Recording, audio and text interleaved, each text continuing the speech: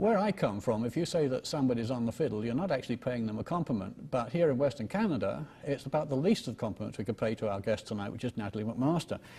Natalie, I'm a Brit. I have never been over to Cape Breton, but I have this wonderful image of a place where it's one big extended family, where everybody plays the fiddle, and if they can't, they deport them so they can form part of your audience all over Canada. Life's a big party. What's the reality for Cape Bretoners these days? Well, it's, as far as parties go and kitchen sessions and that sort of thing, that was more in the time of my parents. I didn't grow up with that so much. Mom used to say, and Dad said too, you know, before they had TVs, the thing to do was to go visit people on Sundays or wherever. And part of that visit was playing tunes. And yes, it's true, a lot of people, not every person, but a lot of people in Cape Breton do play the fiddle. I think there's more fiddlers in Cape Breton per capita than there are anywhere else in the world. So yeah, there are a lot of fiddlers there. And certainly when I grew up, I was exposed to a lot of fiddle music, but it was more through the concerts that took place in the summertime.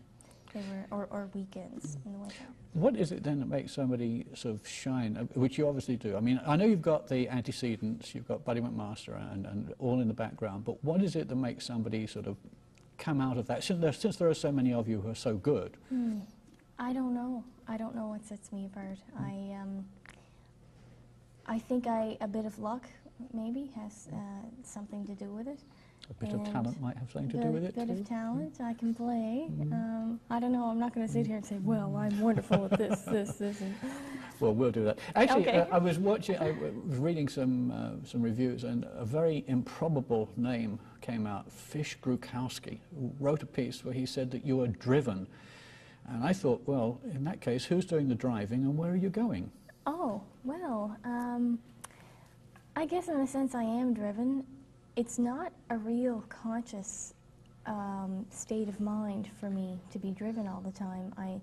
I guess when I look at what I've done and the way I react to things that aren't getting done, you know, I'm always trying to push myself ahead, get ahead all the time, and trying to just improve on what I have and just make sure that things are running in a sensible manner.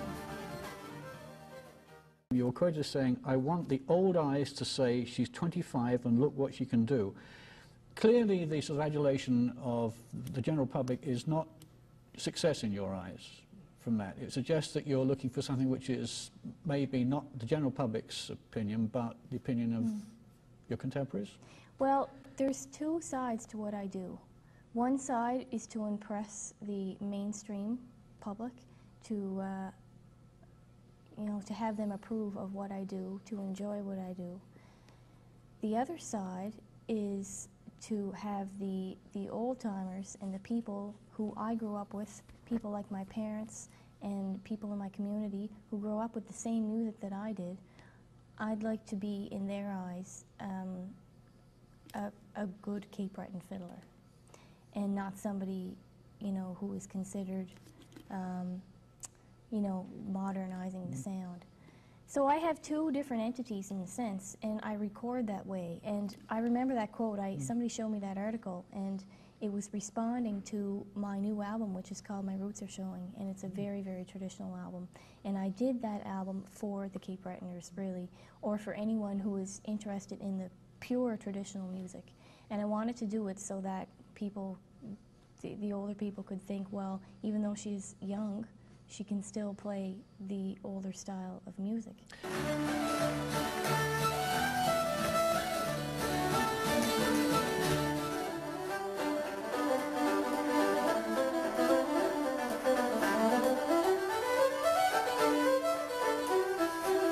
Interesting, because before we set up this interview this evening, somebody was saying to me, please ask her how she feels about being a young person in a young person's world.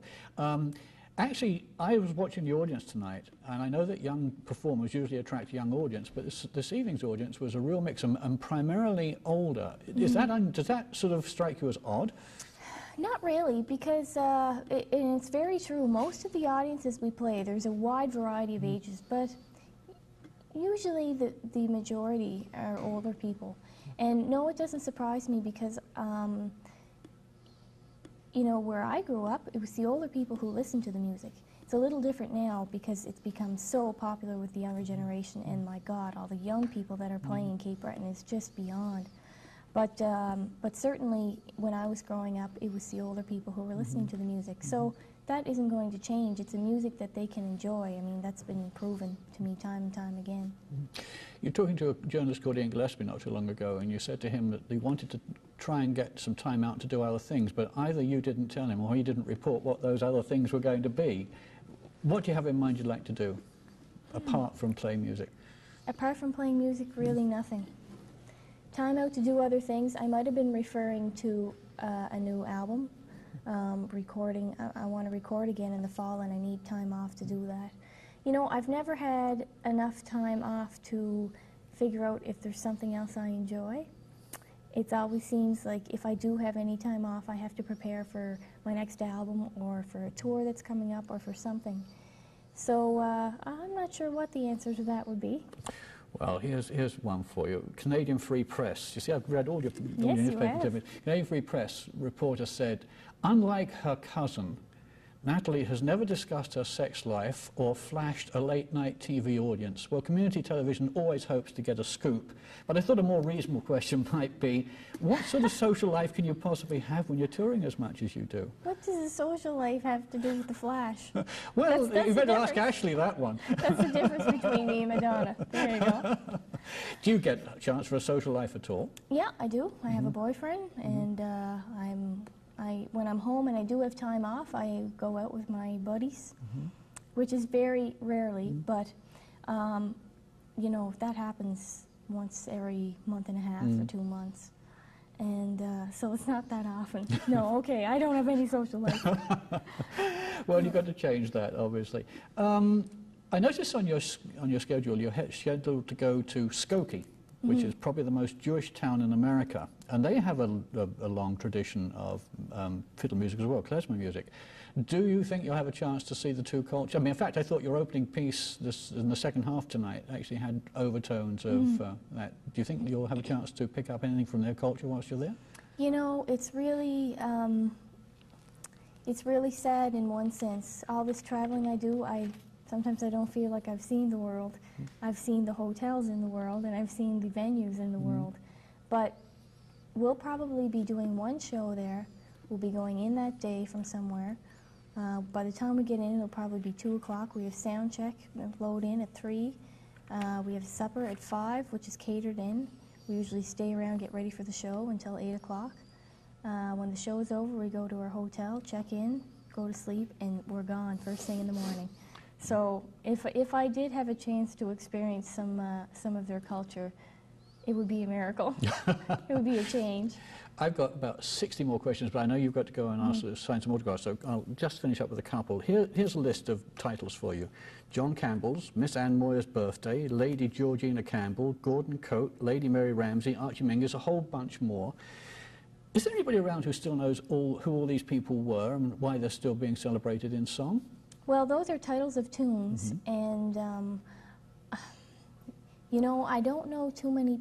I don't know if I know anybody. This is a two-part question, really, coming here, but or two-part answer, I should say. But I don't really know anybody who actually knows the people that they were written for, like Miss Anne Moyer.